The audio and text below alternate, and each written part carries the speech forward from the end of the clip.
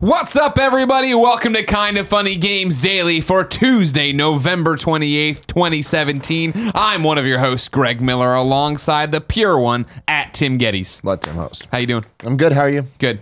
You ready to talk about some video games? I am. Haven't talked about video games for a while. Yeah, you're real rusty. You know, I'm still I'm getting like a back. week and a half out. Whew, that's no good. You Yeah. can't do that. You can't live that life. Did you play anything over break?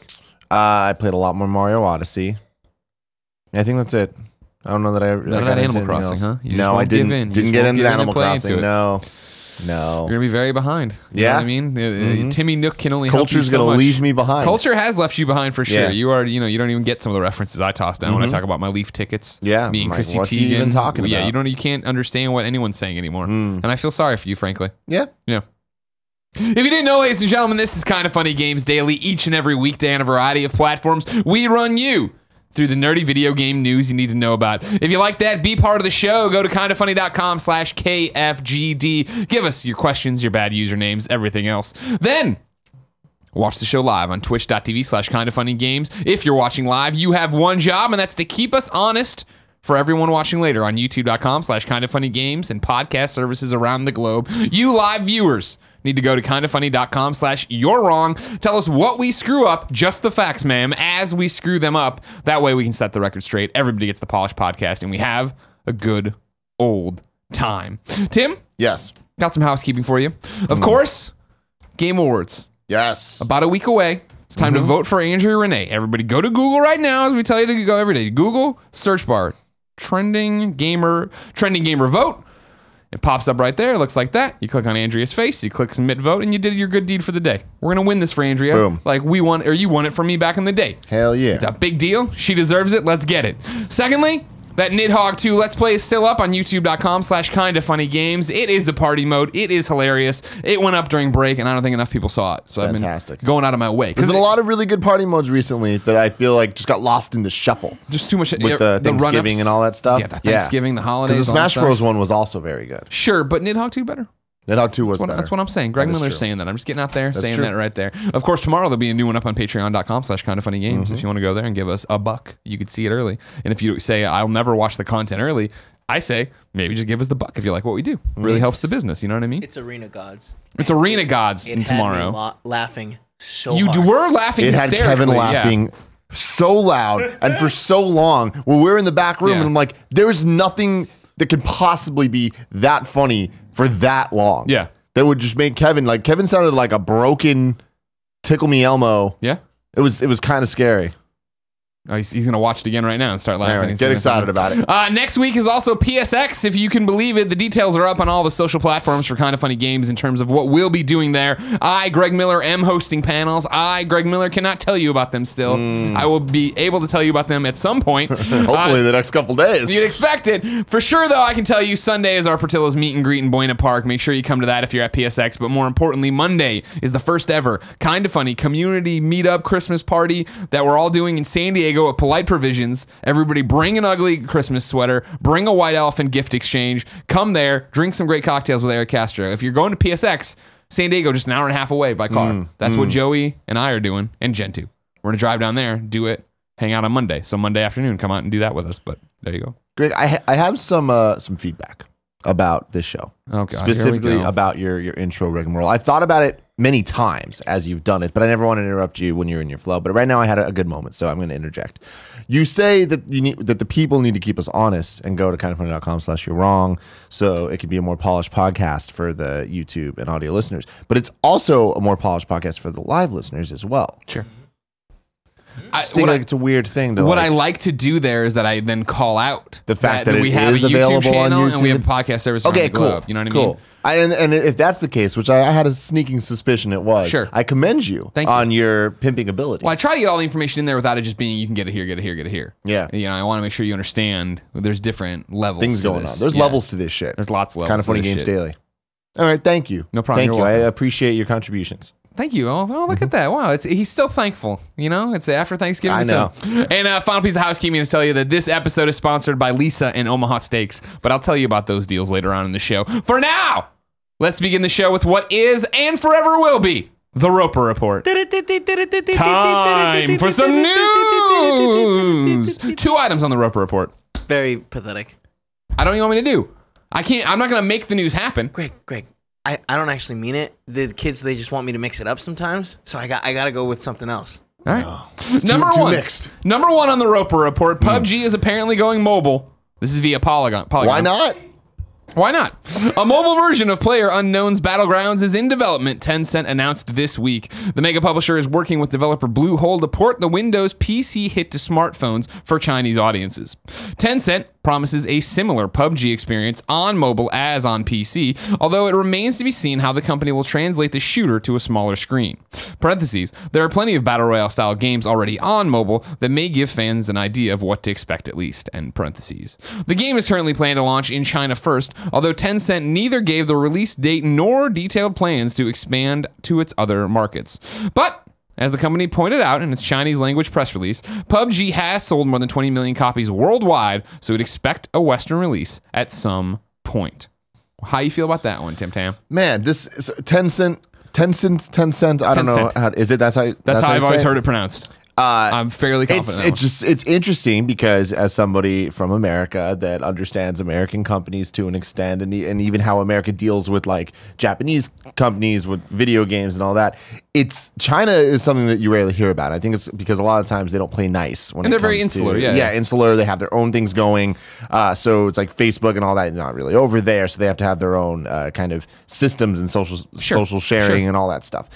Tencent apparently growing over there, and I hadn't heard anything about it. And then all of a sudden, it's like, oh, they own Riot Games. And they got stakes in a whole bunch of people. They got stakes in Activision Blizzard. And I want to say Epic, kind of funny.com. Yeah, they do. Okay, good. And it's like when you add all that up, it's like, holy shit, like that's huge. Yeah. And then like just owning Riot alone, that's really crazy. And then for them to be with now PUBG, this game that is selling gangbusters day after day, like not slowing down at all, bringing it to mobile platform that has so many available units out there. This is pretty nuts. And I mean, it's like inconsequential, I think, in terms of from the gameplay perspective. Like, why? I don't think the people listening to the show are going to be affected in a way that what they do you mean by actually affected? care. You mean they're like, not going to play it. They're not like this doesn't matter to these people. I don't think. You don't think so? No. You don't think when this comes, PUBG on mobile, people aren't going to play it? No. Really? No, because PUBG, I think PUBG, I mean, if people can't play simple platformers on their phone without complaining, they're not going to be able to play a proper mouse and keyboard game without complaining. Sure. And I don't think it's going to be the exact same PUBG. Exactly. You know, the Polygon article in that parentheses I read, right, there are plenty of Battle Royale style games already on mobile. That's a hyperlink showing they've written about it. And I think those are things that, let me know if I'm wrong, these audiences are not interested in. These are like they're what people think of when they think mobile games, right? When they're talking about these other Battle Royale games. Yeah. Taking something like PUBG, an IP that people understand what that is, and mobilifying it, I think is great for the people that want those games, and more power to them. But I think it's going to make a butt ton of money, and I think it's going to be super successful for Tencent. But I just think that this is like it.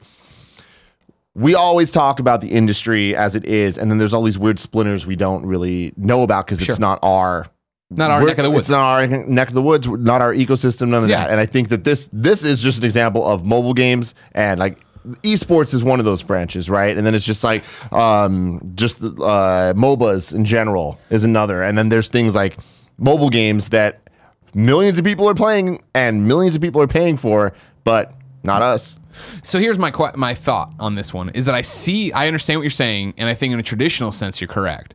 I think the PUBG license and name and the fact that Bluehole's involved and that, you know, Brendan Green will have something to say when they put this out, I feel this could be the game that converts 1% or whatever, 0.05% of PUBG players to actually stick around and play it. I think when it comes out, it will be, fuck. Like, I mean, look at Animal Crossing, right? Animal Crossing on mobile. Amaris put out a great tweet today.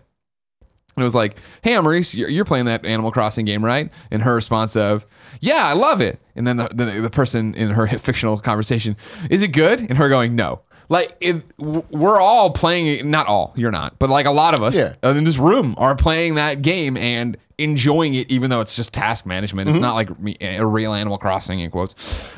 I feel like this is the same thing where curiosity is going to get you. If it's a free-to-play PUBG on mobile that comes out, it's not going to be PUBG that you know from the PC or that you know from the Xbox One, or it's going to be a modified, boiled down, whatever you want to call it. Not rinky dink, but a different version of PUBG. But I think there's a chance enough. I'm going to download it to see what it's about. I feel like Animal Crossing isn't an apt comparison here. I think it's more similar to Super Mario Run situation, where it's like, okay, cool, here's an IP that you know and love, and everyone understands what that means. Let's, again, mobilify it and take that idea and make it work with using touchscreens and all that. And it didn't work to the extent that what I'm talking about, the people listening wanted it to. And I think this is an example that will go down that route. Animal Crossing is a totally different beast. Animal Crossing it's a time waster. You know, it's not a video game in the traditional sense. Sure. My thought process would be, I don't see it being, I don't think PUBG at the moment has the cachet, the nostalgia, the history that Mario has, that you know what a Mario is supposed to play like, supposed to feel like. I feel like they can give you PUBG and be like, cool, you're getting paired in after a 30-second load each time to a match of 15 players. Matches only go for 2 minutes. You already start with all your weapons, run around and kill each other. Yeah, I don't know. And I don't think that's going to be awesome, and I don't think it's going to speak to people on the level PUBG did, but I do think it's something people would download. You'd lose 90, 95, 98% of your players that download it that are hardcore gamers, and then there is this percentile that's going to be like, well, whatever, I got 2 minutes to kill on this bus ride. Well, there's already all those games, the Tencent games that are I don't know the exact names, but like the Call of War Duty at tanks. And you're totally, you know? And those look like console experiences, and they are shooters, and we don't give a fuck about them, and we don't play them at all. I think that's why this is a gateway Trojan horse to get people to actually in the door to actually download it. You're 1,000% right. I see Game of War ads all the time during football or whatever, and you're like, well, what a shitty fucking name, what a cheap grab, blah blah blah blah. You're just trying to get mainstream people confused when they go to the App Store. I think this actually works the opposite of it, of where it's like, oh well, hey, we're talking about a mobile game on this show, which is rare because it's PUBG. And when the first preview is available for IGN or GameSpot or whoever, we're going to read and look at those videos and think about it. Yeah. I mean, you're right in that there is a cachet to that name. I can't imagine a way that experience translates to mobile in any way that's substantial to worthwhile. Us. Yeah. That's not saying it's not going to sell. It's not going to say that people are going to enjoy it. Millions of people are going to play this game. Yeah. They're going to enjoy this game. They're going to play this game daily. If there's microtransactions in it, they're going to pay a butt ton of money there. Yeah. It's going to be such a success. We will never talk about it. We're never going to see people really actively playing this game after the first week. Okay. That's what I'm saying. Yes, a lot of people will be like, oh, that's interesting. I'm going to try it out. And then that thing's getting deleted.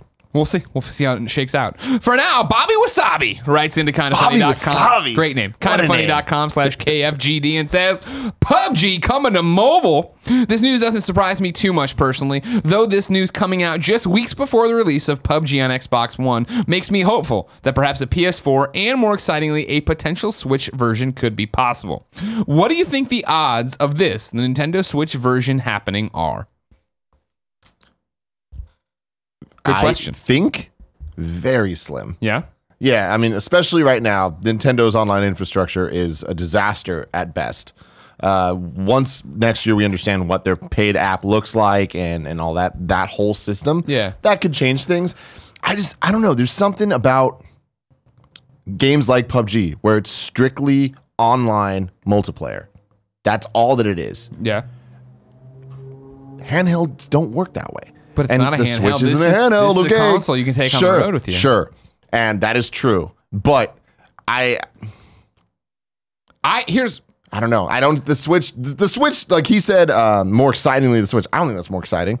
I think it's exciting to get on PS4. Yeah, you know, like which will happen. Console eventually. that you can have tied with an Ethernet cable that you're playing at home, and that's low latency, that's what you do. No problem. Yeah. It's like what could be interesting, I guess, from the Switch is if they did figure out like a LAN local thing where it's you, like the two of us could play together on our Switches.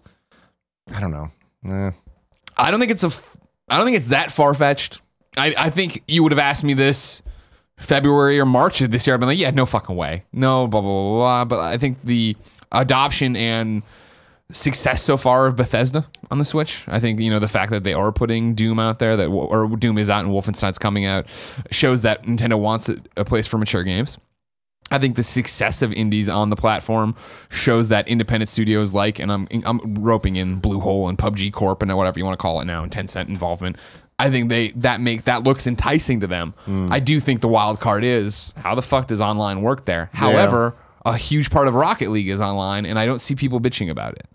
That's Don't get me true. wrong. There's a single player Rocket League. There's local co-op to Rocket League. All that jazz. That's a good point. But people love playing Rocket League online, right? Yeah. And that's a huge part. And even Minecraft, they love playing online. But These are completely different experiences. the thing with Rocket League is I think a lot of that's focused on the 1v1, which we could do 1v1 together. And I think that's the appeal of the Switch port for Rocket League on the go. And I think that's an important thing to keep in mind for the Switch, for games like this, where it is strictly online and like it is massively multiplayer, 100 people being dropped in, you know? Again, I think you'd maybe see it change. You'd morph this, right? Where it's 50 people. It is this thing. The maps are smaller. I think there's ways to work around it. The big thing with when you hear PUBG himself, Brendan Green, be interviewed about what's happening with the Xbox version, is it ever coming to PlayStation? He's very clear in saying that, we're trying to make the best version of this game possible. We're working on the Xbox version. That's where we're at. We're waiting to see how much Microsoft will pay us. Exactly, 1,000%. Hey, we're the fucking biggest exclusive on Xbox One. We're not gonna fuck that up. I don't know. I mean, I'm talking years, maybe, late next year you get an announcement, and then maybe it's released in 2020, like when things have settled down. 2020. Right, my math's not wrong. What year is it now? No, my math's wrong. 2019. Yeah, I was like, sorry. I just love living in the future so much. Yeah. You know what I mean? I got these robots talking to me and setting timers and stuff now. It feels like I live in 2026. You know what I'm saying? Right? I would think that would be more likely, but it would be when the team grows and they have these things and they just, if there's still a gold rush on Switch, if they're still there, I don't what the think online looks like. There's so many questions with the Switch that I think it just makes it a very slim chance of this coming to fruition.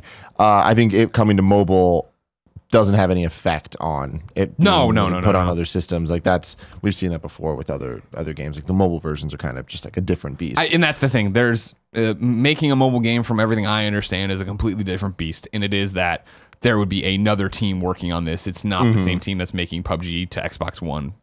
Or trying, it's funny that Bobby Wasabi brings up Xbox One's imminent release. Also, the imminent release of V1 of PUBG, the first official, we're out of beta, we're out of alpha, we're a real game. No, that's interesting. That's exciting, and it's just going to keep things rolling. I think that the conversation's more, will it come out on PS4?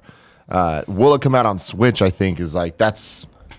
I just think that's pie in the sky in a way that there's so many. Well, if this, then that, and then if this, then that, and then if this, there's so many ifs. Yeah, I don't think we'll get there. Interesting. PS4, yeah, you assume the rumor was right that Xbox was trying to get more exclusivity out of them, and there was never any finish to that rumor. Yeah, and what that meant. Does that mean more months? Does that mean they're trying to get it legitimately as an exclusive for the console? Yeah, that is the question. Is if it.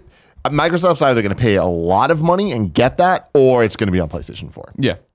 It's one or the other. I think it's going to eventually be next year at some point on PlayStation 4. Number 2. Now, yesterday, we gave a pat on the back to GamesIndustry.biz. They had a great Matsuda-san interview up from Square, CEO and president of Square. Did you hear this? He was talking yesterday about stuff. Big year for Final Fantasy.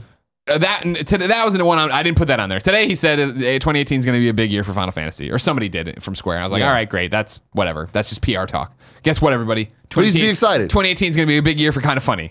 We don't know what the fuck we're doing. They don't know what the fuck they're doing either. It's all over there. Yesterday we were very open and honest about the IO Hitman stuff. Of hey, I loved it. Wasn't turning the profit the way we needed it to. We gave it to him because it's not Hitman if it's not IO. Today, on GamesIndustry.biz, Matsuda-san talking more about Tomb Raider and Deus Ex. So here comes a whole bunch of quotes. I'll tell you when I'm switching back over to GamesIndustry.biz. There are actually lots of misunderstandings here, he says. This is him talking about the they clarify. I was like, why didn't I put in the intro here? Let me try again. There are actually lots of misunderstandings here, he says, on the perception that the firm's Western games are struggling. First of all, Tomb Raider is a very important title and very important piece of IP for us, and nothing has changed about that. The fiscal year prior to the one where I became president in 2013 was one where overall our earning numbers were not very good. It was immediately before the end of the fiscal year in March that Tomb Raider came out, so we had very high expectations for that. Looking back on that now, I think the target we set for ourselves was extremely high. I say this with the benefit of hindsight now, but at the time, our numbers leading up to the release of Tomb Raider had been very poor, and I think our people were probably banking on that and wondering how much it was going to help our final earnings. In the end, it didn't quite sell as much as we anticipated.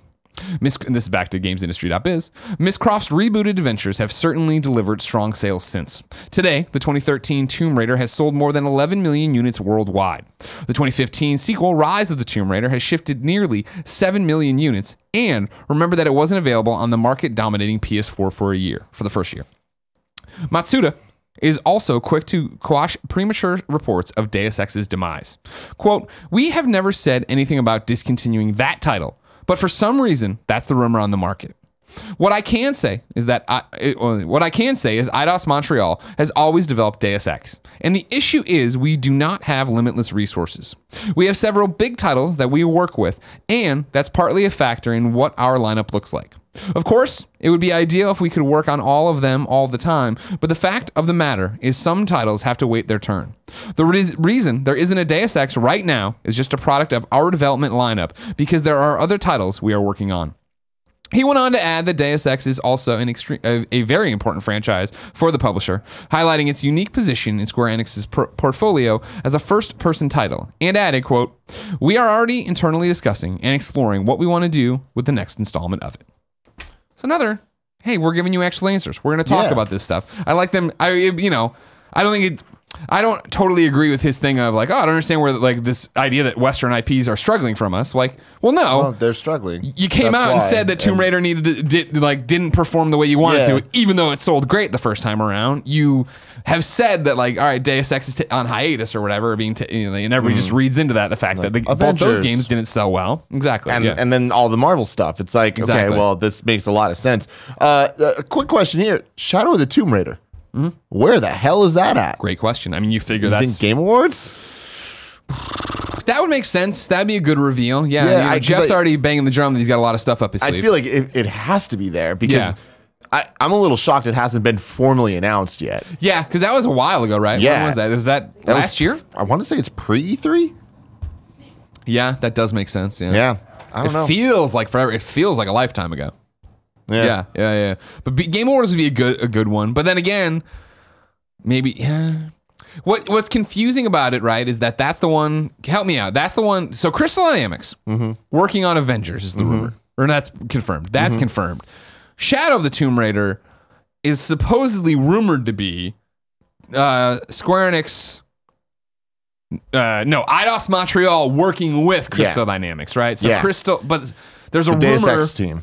Right. And there's a rumor that the Avengers game is being, or is that confirmed that Crystal is working on Avengers but getting help from, there's like some weird, I thought there was two rumors that it's Crystal is main on one of them, Eidos Montreal is main on the other, but they're both helping each other on the other project. Yeah, that's what has been out there so far. Okay. About. So yeah, I mean with Deus Ex, I think that it's good that they're coming out and saying it's important to them and all this, and it's like, even though it's just lip service in a lot of ways, I think it's important lip service where it's like, we aren't giving up on this. It is still a thing. We understand that people enjoy these games, that they sell good enough, not crazy, but good enough. Do you believe it's lip service? Do you believe they actually care about Deus Ex? Do you think they're going to come back to Deus Ex? I do think that they're going to come back. The whole Disney thing and the whole Marvel deals and all this, like that, it complicates everything because like what they're saying, they do not have limitless resources. That just doesn't exist. You can't, only so many AAA huge video games can be made because there's only so much talent even out there. There's so much money to be put into them to make them happen. Like, it's when there's going to be Avengers, this, that, and this, and Spider-Man and all the Marvel games, like those need to get made, which means other games aren't going to get made on that level. And when you look at it, the Deus Ex is a AAA game. At least from development and for at least sure, from budget and for all of that. Yeah. And when it doesn't have AAA sales, of course they're going to be like, well, we're going to do this Marvel stuff and go from there. And we'll see, because they'll come back to Deus Ex. Will it be a sequel to the first two? Probably not. No. It'll probably be another reboot whenever. Smaller scale. I don't know. And Tomb Raider's the other interesting one where it's like, I feel like Shadow of the Tomb Raider is going to be make or break for the franchise, in the sense that will it be regarded like Arkham Origins? Right? Okay. Oh, okay. I see what you're saying. Because it's not a real one. Or you can tell Crystal Dynamics to work on this one full scale. Or will it be like, oh, cool, no, there is a future for the Tomb Raider franchise that isn't just kind of like, well, this makes money. So the wild card in that you're not like you're fucking forgetting is the fact that movie's coming out. I don't think that's irrelevant. I mean, the Square's been making shitty movies for years. Rumor is this one might be good though. Who says that? Me.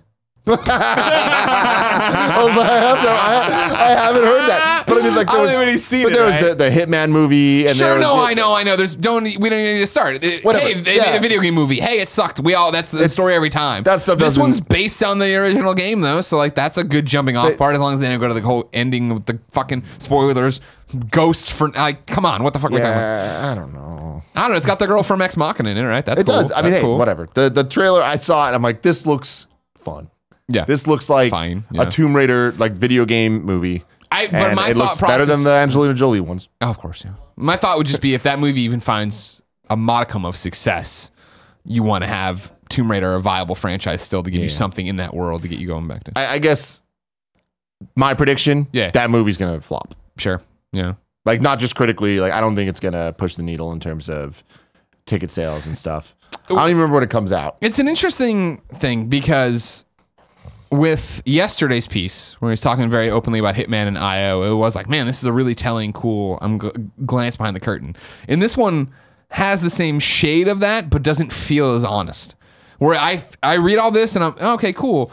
I could totally see them dropping all Western, you know what I mean? Hey, we're selling Crystal Dynamics and we're getting rid of. I mean, that always was a weird match to me.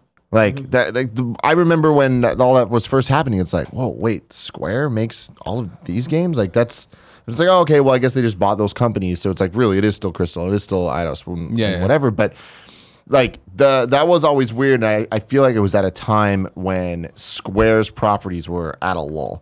It was, Final Fantasy 13 Part 10, and they, Final Fantasy didn't really have like a goodwill behind it in terms of the fans and the audience. And with the newer games, Final Fantasy 14 came out and was like a super big dud. And then it wasn't until Realm Reborn came out and people were like, oh shit, Final Fantasy 14 is awesome and we do love this. And 15 came out and wasn't perfect, but also was like, oh shit, this is way better than it could have been after the development cycle. And people have been, I think the Final Fantasy has a better feeling about it right now, and we'll see what they do next. And like the game sold super well. So maybe they are going to look at this and be like, well, we're back. And is that a smart decision? Probably not. And they have Kingdom Hearts 3 still coming in 2023. And we got Final Fantasy 7 Remake, maybe 2025. So we can go from there. Kingdom Hearts 3, whatever. Tim. Yeah. That's never coming out. Yeah. But if I want to know what came out today to the Mom and Grop digital shops, where would I go? The official list of upcoming software across each and every platform is listed by the Kind of Funny Games Daily Show host each and every week. Yeah. Today, you can tell we're after Black Friday. Today, you're getting Resident Evil Revelations on Switch, Resident Evil Revelations 2 on Switch, Black Mirror on Xbox One, Bystander on PC, Star Ocean: The Last Hope on PS4 and PC, and that's it. One of my things from New Dates tried to creep up there. New dates for you. Vostok Inc. is coming to Switch on December 7th. A game I enjoy quite a bit. I highly recommend you check it out. And here we go, Craig. Gang fucking Beasts is coming to PlayStation 4 December 12th. Are you kidding me? I feel like we did a Let's Play of Gang Beast on PlayStation 4 in our first year of Kind of Funny. 100%. We had to have. I mean, this thing's been coming forever. How? Tim Schafer. Tim Schafer sits on his golden throne of Double Fine money and decides when he wants to give us a crumb. And apparently, he's not going to hit his fiscal earnings for December. So here he is. He is. Unleash the Gang Beast. He's print money button. He's got this whip and he's hitting Greg Rice and Spaff and he's like, get the game out now. I'm excited. I can't wait for Gang Beast on PS4. I feel like it's at home on that console. Yeah, no, of course, because, consoles are great and PC's weird. There's another one for you, too. All the crazy games are popping today. Ukulele is coming to Switch December 14th. Yeah. Do you care at all anymore? Yeah, absolutely not. Yeah. Are you kidding me? Are you fucking kidding me? Ukulele was like, oh, man, I'm excited for this game. A return of 3D platformers. It's been so long since we've had a good platformer. Wow. Oh, and then this year, Cuphead and Mario Odyssey and Sonic Mania. It's like, okay, well, sorry. Yeah. Ukulele. You blew your window on done. that one. Sid Meier's Civilization 6 Rise and Fall expansion is going to be available February 8th, 2018. And then Parkasaurus is coming to PC on 2018. Greg Miller, tell me what Parkasaurus is. The press release reads, as the ultimate dinosaur zoo management game, Parkasaurus takes a fresh approach to park simulation.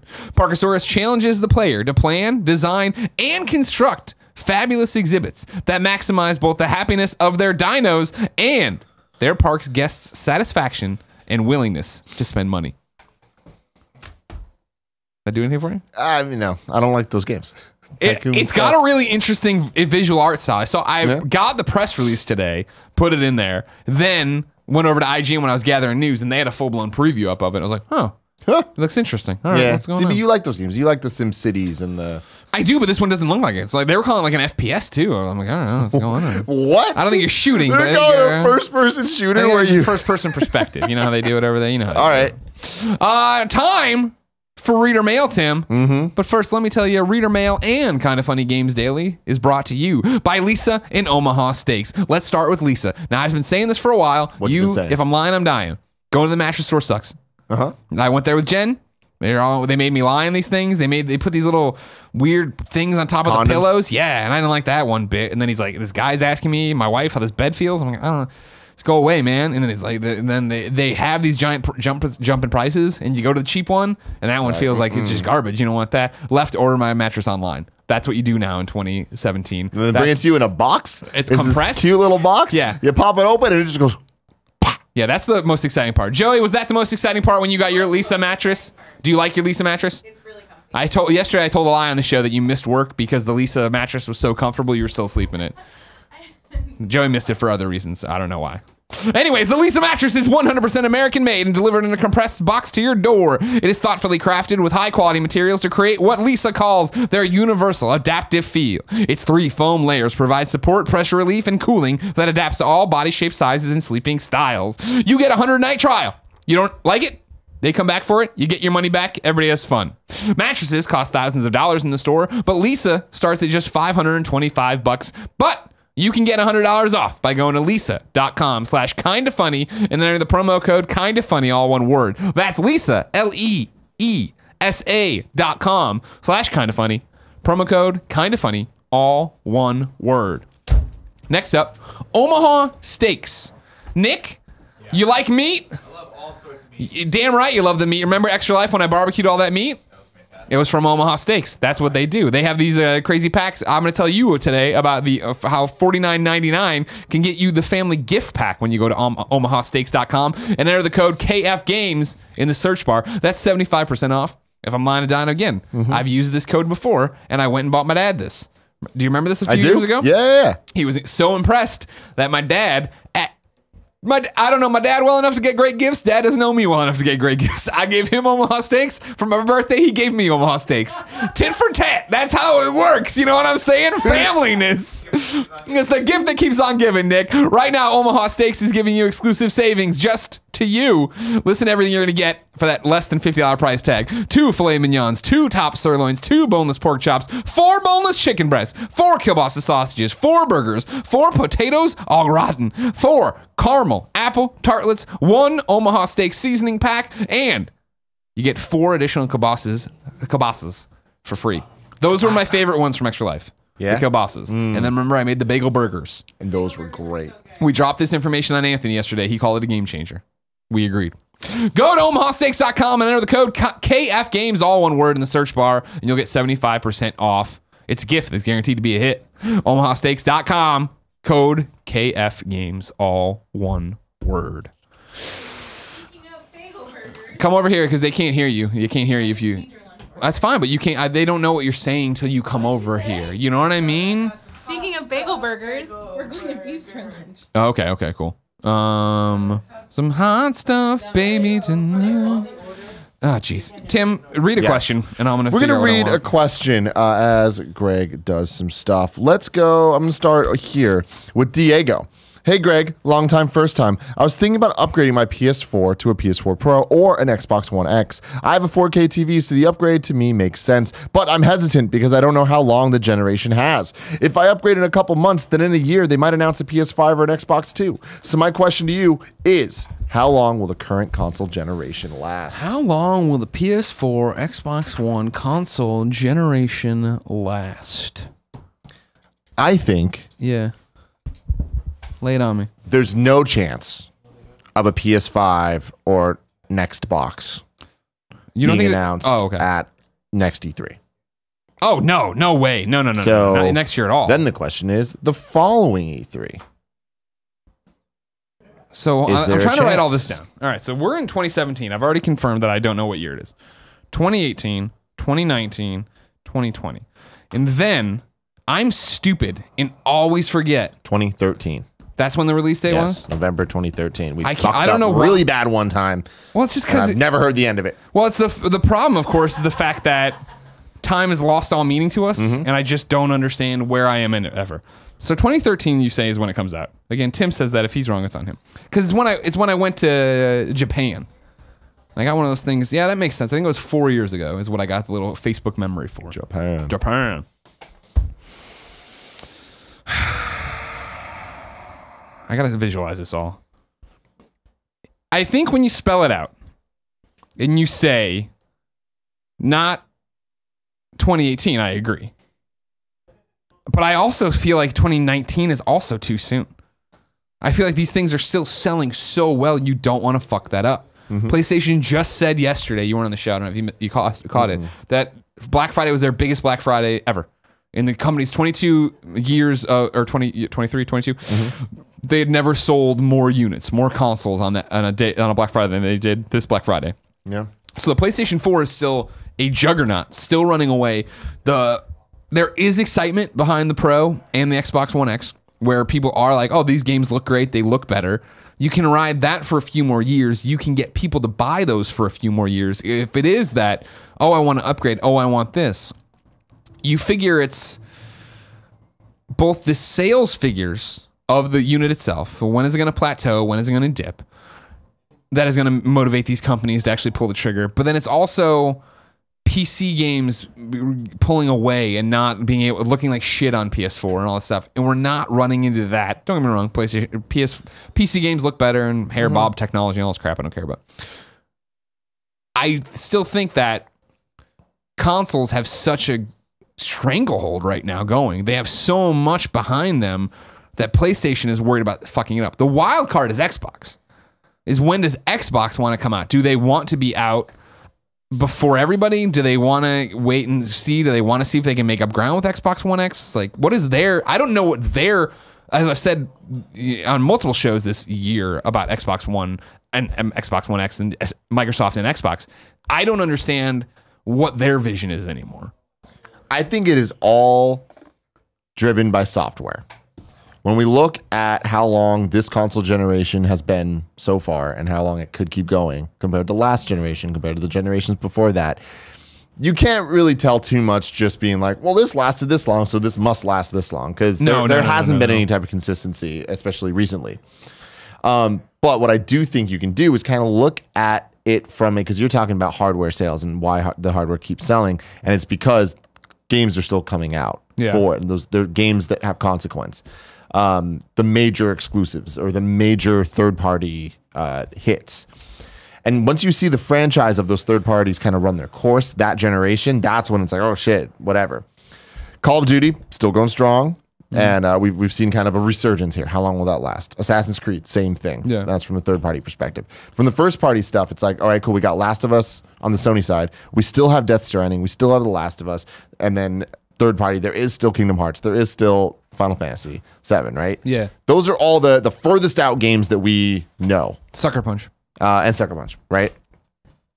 All of those, you gotta believe will be out. If all goes well, let's just say 2019, 2020, right? Yeah. At the latest. Oh, I think, yeah, Death Stranding, I can see. Death Stranding is going to be the last horse in the race of what games we just talked about there. Yeah, okay. So let's say it is. Let's say that it is, and let's say 2020 then. Sure.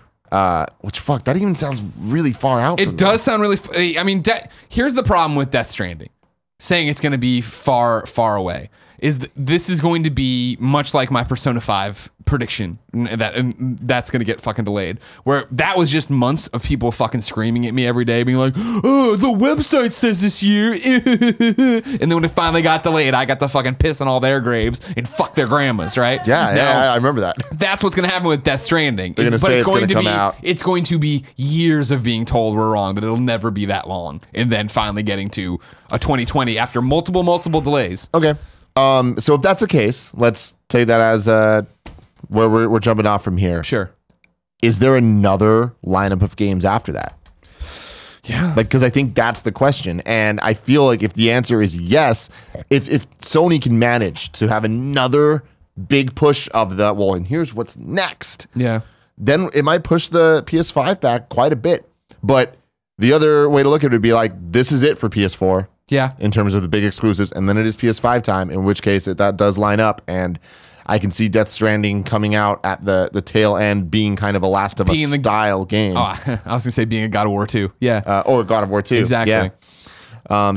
Yeah. But I also wouldn't be surprised if the PS4 keeps going as well as it is. It eventually becomes the PS4 Pro, as like they drop the Pro. That just is what the PS4 is. They keep it going and announce another lineup, and PS4 keeps going until 2021, 2022. Yeah. 2021. But I mean, just remember the PS or last generation lasted forever. Yeah.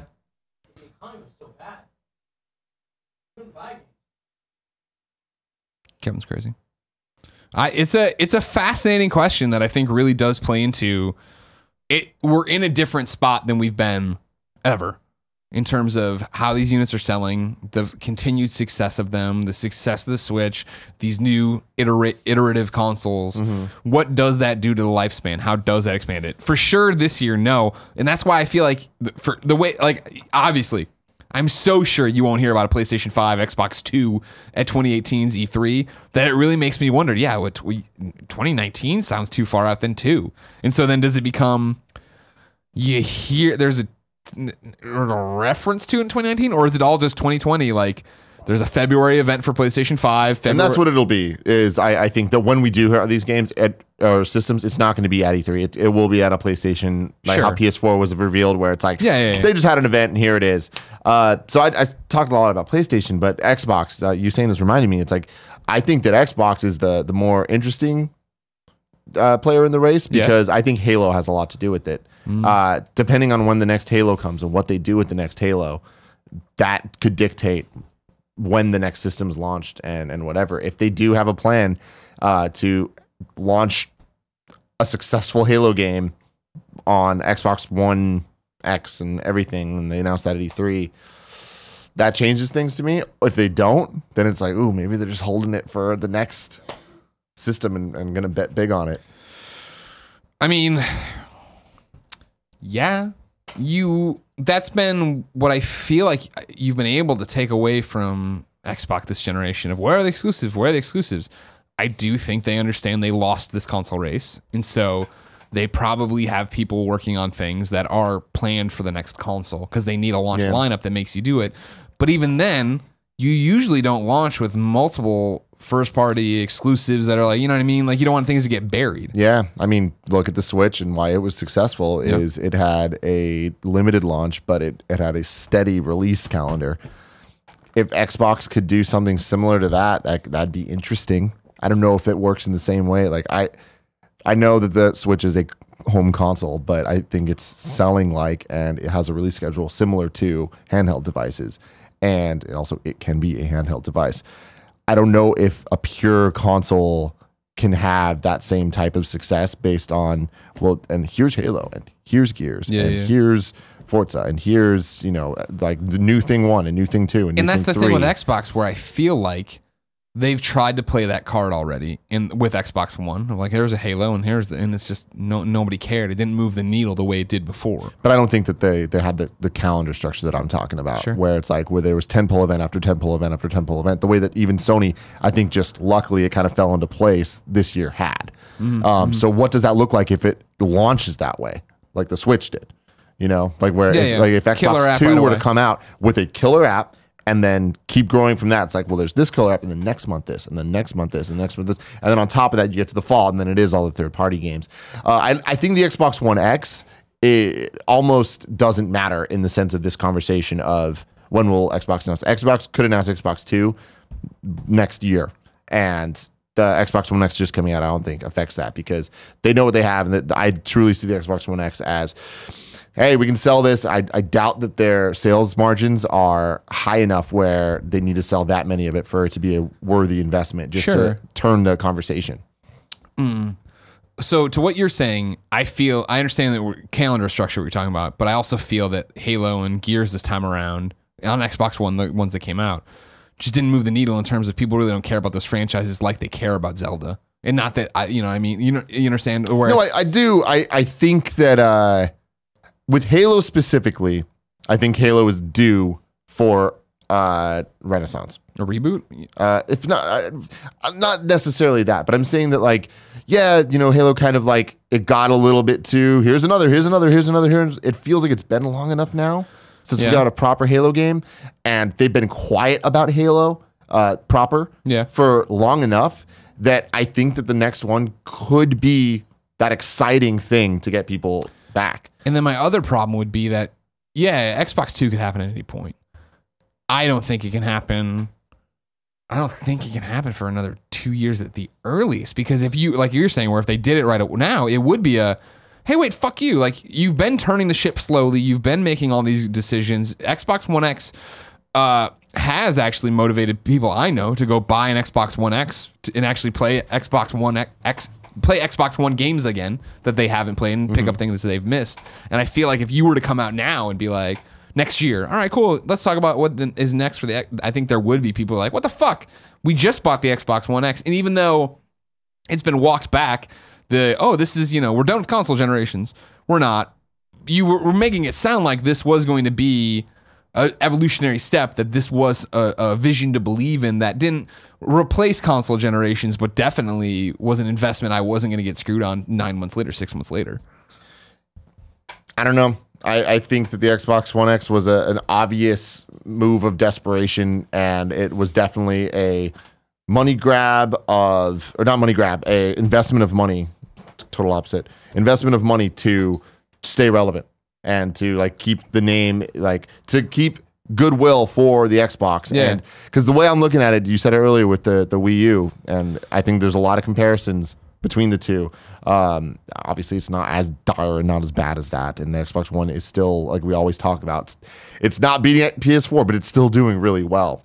But they want better than that, and I think we just talked about PS4, and they have this lineup of games that we know what's coming next year, being 2018, and then we also know what's coming for all these years that we're talking about, at least a couple big titles, and we also know that there will be more games announced. For Xbox, don't really know. It's like Sea of Thieves, like a couple things here and there. Sea of Thieves. And then, but beyond that, we don't have that kind of next big lineup. We don't have The Last of Us and Death Stranding and, this, and that.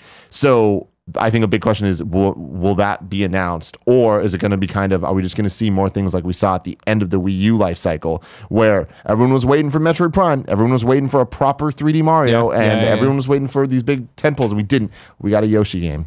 We got a Kirby game. Yeah. We got Mario Power Tennis. We got Star Fox Zero. It's like, will we start seeing that with Xbox, where they kind of just, you'll keep getting Forza. I mean, you're getting State of Decay too, right? Which I love State of Decay. That's what I'm saying. But that's the caliber of title. That's the caliber of title. If that is hey, here's State of Decay 2, and here's Crackdown finally, and here's something akin to a Cuphead, not because Cuphead's a great quality game, but I mean in terms of like an IP, an exclusive, right?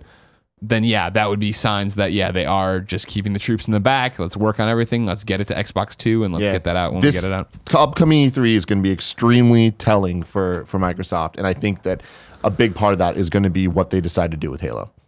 Interesting. If we don't see Halo next year at E3, absolutely we're getting an Xbox One or Xbox 2 2019. 2019. Okay. Yeah, and I see that would line up a bit with what I'm thinking, because I feel like Xbox has got to get out in front of PlayStation 4 or 5 this time around, right? And I feel like they do a 360 move and come out a year before whatever PlayStation's planning and see how that rolls. And actually get people, hey, we're the only next gen, the next gen unit on the market right now. But then it is going to be, well, I have a PlayStation 4 Pro, I have an Xbox One X. Why would I need that? It's a fascinating situation we're all in. Jared the Bank Guard writes into kindafunny.com/KFGD and says, hi, guys. I wanted to ask you guys your thoughts about everything going on with net neutrality, and more specifically, how it affects both of you all as people who use the internet to cover games, as well as gamers as a whole who use the internet to play them. Do you see a possible future where we'd have to pay Comcast or Spectrum or Time Warner extra for a gaming package with our internet? Or where we'd be charged a fee to download podcasts and videos? The future of the internet seems pretty uncertain, and it seems like a lot of people aren't all that concerned. We'd love to hear your thoughts. Thanks for all you do, Jared. A lot of people are concerned. I see it every day. The retweets and gusts of roll out there saying we got to stop these people, stop Congress from screwing up net neutrality. That day that shit happened, that was crazy. I mean, man, it's interesting. Yeah. I fucking hope this shit doesn't happen. I could see it happening. I hope definitely see it won't. happening. I hope that we've all spoken in America as loud as we can right now by doing the Reddit stuff and hitting the button and calling your congressman and blah, blah, blah. And the internet is a powerful beast. Yeah. And when you're talking about the internet as this being, this living thing, that's an army of people that can act on stuff. And there's nobody that would consider them part of that army, part of the internet that is siding for this. Yeah. Right. And I feel like we see this whenever there is oh shit, someone raises their hand, is like, guys, we need to pay attention to this right now. Yeah. Everyone's like, yep. Right. And then they stop and it goes away. And this is something that every couple of years pops back up again. It's like every few months, I feel like. And I feel like more recently it's just coming up more and more and more. And I feel like all the people that would actually care are caring and are voicing their opinions. Then there's all the rest of the people that don't care and don't understand and don't know. Yeah. And that's why things get really scary with this. Yeah. Very, very scary. But then at the same time, looking at it, I'm like, I don't know. I don't know what would actually come from this. Because right now it is very doom and gloom. And it is all these people making Photoshop pictures of here's what you have now and here's what you will have if this is true. And it's I don't know how much of that's true. Seeing a lot of the companies come out and have statements of, we'll never do this, this, or that. And then being like, well, you've already done some of that. I don't know. Everything always shifts and everything always changes. And I can't imagine people regulating the internet in that way. That sounds so foreign, and there's no way that they could do that. And it's in 20 years, maybe we'll look back on this and be like, oh, I couldn't imagine being limited on, phone calls or whatever. But it's well, at one point we were, and now we're not. And things just change and evolve. I wonder how bad this would actually be and how much this is actually going to affect people if it were to come into play. Yeah. And I'm saying that I don't trust Comcast as far as I can fucking throw them. I don't, me neither. But I already feel like they're fucking with things. I already feel. Yeah, and this gives them crap. Yeah. Exactly. It's this gives them excuses to do more of that bullshit, and that sucks. It really sucks. The other side of it is I'm paying less for crazy high speeds of internet than I ever have before for high speed. Yeah. For internet, and there is way more options when it comes to fiber, and it's no longer in the Bay Area. There's only two. It's either AT&T or Comcast. Now there's Verizon has this in these areas, and there's Sonic is out there. There's Sonic, and there's the Monkey Brains, and there's all these more local race things. But if all these new things were to come into play, that changes everything. And I'm scared of this future. I do not want this future. I hope that we keep voting against this and keep pushing against this and have enough say against this. I think eventually we're going to lose the war. You think so? Yeah. Well, I did, and that my sucks, hope would be that we're able to turn the corner where I still feel like this is similar to violent video game arguments that I always make, right? Of the people who don't understand video games will die. And I don't mean in a bad way. I mean that they'll age out of Congress, and then you're going to have people who grew up with the internet. I feel like we're in the final throes of this, where we're going to get everyone in there who's lived and had instant messenger and knows how Facebook works, and this will just be some lobbyist trying to make for this fucking stupid shit happen. But there's a big difference there, and that is the violent video game thing isn't making anyone money. Isn't making the Congress people money. Whereas there's so much money to be made. So much. It's imagine how much money would be made if people had to pay for porn. Had to pay for porn. That alone I lived that nightmare. would change things so much. Yeah. You know, start adding that to things like a gaming package. It's gonna suck. People are like, I'm not even gonna do it. Eventually, You're you gonna will do it. because Yeah, it's yeah. normalized, and that's just what happens. Yeah. You know, Yeah. growing up, I would have never thought that I'd pay as much as I do for a cell phone plan. But it's like, well, cell phones have evolved. Cell phones have changed. What they offer you is different. You know, Yeah. It's scary. pay Call attention. your- I guess call the your most important thing congressman. is like try to read about this, and when you see this shit, don't just look at the red image and be like, oh, like actually look into it and see how this could affect you, because it does affect you. Where do I want to go? None of these questions are speaking to me, so I'm going to go to Squad Up. This is where one of you Never writes go in. alone. What? Sorry. kindafunny.com/KFGD. Give me your name, your username, your platform of choice, and what game you need help in. I read it here. The best friends come and find you. You all play games together because you're the best people on the internet.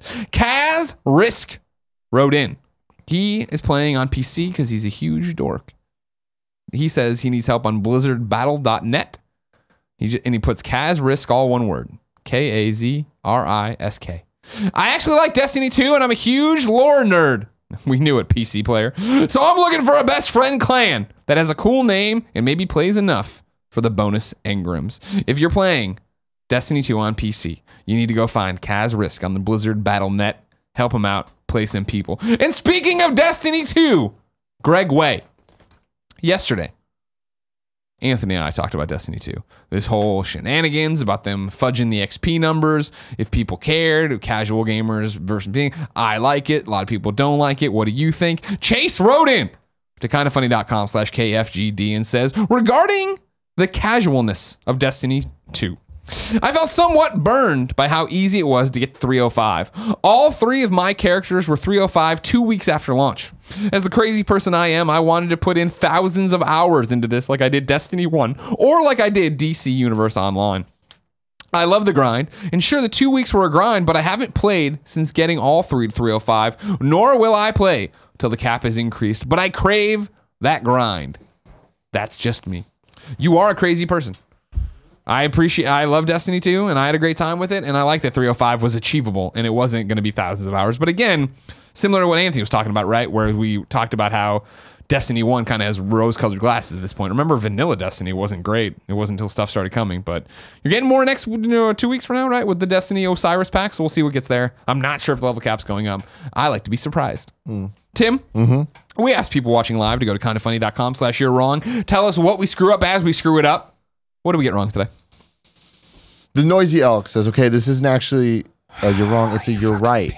But I enjoy it. I wrote in yesterday to complain about Destiny 2. Anthony said, I bet if we check this guy's profile, he's logged back in and is playing Destiny 2. I totally was. I have a problem. Nailed it, Anthony. And then Capitalist Pig, there's not really you're wrong here. This is just editorialized, but I like it. It's some important things that I don't think a lot of people would know. Tencent is the 4th largest internet company in the world, behind Facebook, Alphabet, which is Google's parent company, and Amazon. They recently passed Wells Fargo as the 10th biggest publicly traded company in market value. Tencent currently owns the following gaming properties: Crossfire, the world's largest first-person shooter, unheard of in the US, and who Remedy is helping with on the sequel. They outright own Riot Games, which makes League of Legends. They own a majority, 86% stake in Supercell, Clash of Clans, and Clash Royale. They own nearly 50% of Epic Games. Wow. And they own close to 25% of Activision. They coming. Damn. See, that's the thing is I knew a lot. I didn't know the numbers. Yeah. Wow. I knew they had a lot of money, and I knew they were super invested. In Q1 2017, Tencent's online games division, this is just that part of the company, earned $3.3 billion in revenue. That's more than Ubisoft and Take-Two earned in all of 2016 combined. Wow.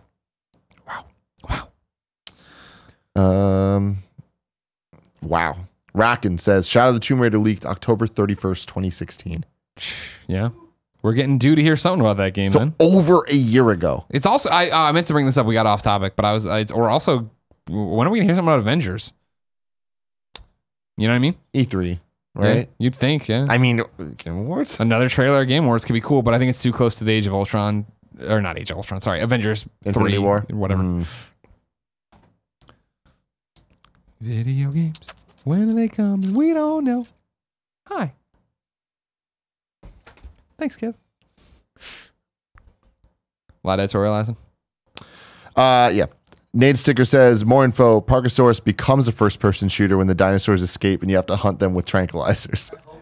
Nice. Nice. Thank you. Parkosaurus. Truckosaurus watches Parkosaurus make his move. Tim's That's it. All right, That's it. everybody. That's another episode of Kind of Funny Games In Daily. the books. Remember, tomorrow is Whitta Wednesday. Gary Whitta comes here to rant and wear sweatpants.